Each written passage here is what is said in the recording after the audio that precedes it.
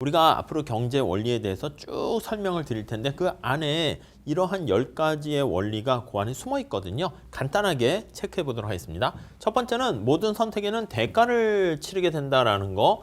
예, 그게 이제 첫 번째 원리가 됩니다. 경작은 선택에 대한 학문이라고 말씀드렸죠. 선택에는 공짜가 없어요. 반드시 희생, 대가를 치러야 되고요. 그 다음에 우리가 살펴보는 게 시장에 대해서 살펴보게 될 텐데요. 그 시장이다라고 하면은 물건을 사는 사람과 물건을 파는 사람들이 모여 있는 장소를 시장이라고 할 겁니다. 그래서 그 수요와 공급에 대해서 살펴보게 될 거예요. 그래서 그게 두 번째가 되겠고요.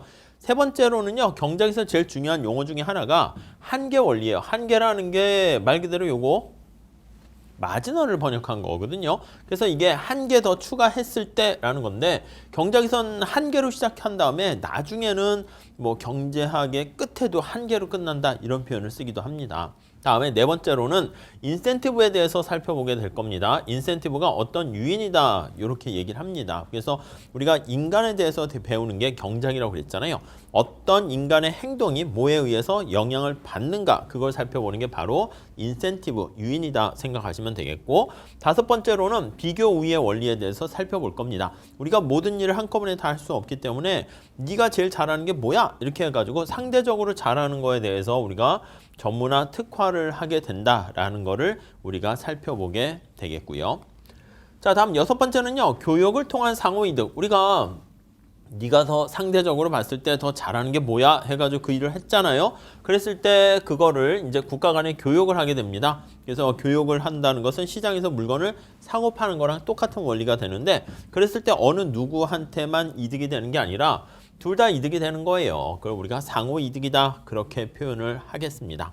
자, 우리가 이 모든 것들은 다 시장에서 작동된다라고 하고요. 시장의 원리를 살펴볼 건데 시장이 만병통치약 같이 모든 게 다 해결할 수 있는 것은 아닙니다. 그래서 시장이 제 기능을 잘 못하는 상황이 발생할 수 있는데 그것을 우리가 시장 실패다 이렇게 얘기를 하게 되고요. 이러한 시장 실패가 발생했을 때는 누군가가 개입을 해서 더 나은 상태로 만들 수가 있다라고 얘기합니다. 그게 바로 정부가 개입할 수 있다라고 얘기해요. 근데 정부가 개입했다라고 해서 또 역시 만병통치약은 아닙니다. 왜요? 맞아요. 정부가 개입했는데 오히려 상황을 더 악화시킬 수가 있게 된다고 얘기합니다. 그게 바로 정부 실패가 발생할 수 있어서 뭐 시장 실패를 보완할 수는 있겠지만 완벽한 건 아니다. 그렇게 끌고 가게 됩니다. 다음 여덟 번째로는 어떤 한 나라의 생활 수준, 우리가 잘 먹고 잘 사는 게 사실은 우리의 목표라고 볼 수 있는데 이 생활 수준을 결정하는 제일 중요한 요인이 바로 뭐냐라고 하면은 바로 생산성이다 이렇게 얘기를 하게 됩니다. 아셨죠? 다음에 아홉 번째는 자, 인플레이션은 물가 수준이 평균적인 전반적인 물가 수준이 상승하는 것을 인플레이션이라고 하는데 그 원인이 뭐냐라고 하면 다양한 원인들에 대해서 우리가 저 뒤에서도 배우긴 하겠지만 기본적으로는 돈을 많이 찍어냈기 때문에 그렇습니다. 통화량을 증가시켰기 때문에 인플레이션이 발생했다라고 볼 수가 있는데요. 이 통화량은 증가하게 되면 인플레이션이 발생한다는 게 단기에는 안 그럴 수도 있어요. 근데 장기적으로 봤을 때는 인플레이션의 궁극적인 원인은 바로 통화량 증가다라고 많은 사람들이 오케이 하고 동의하는 바입니다. 다음 열 번째로는요. 인플레이션과 실업이라는 게 두 마리 우리가 잡아야 될 토끼라고 생각할 수 있는데요.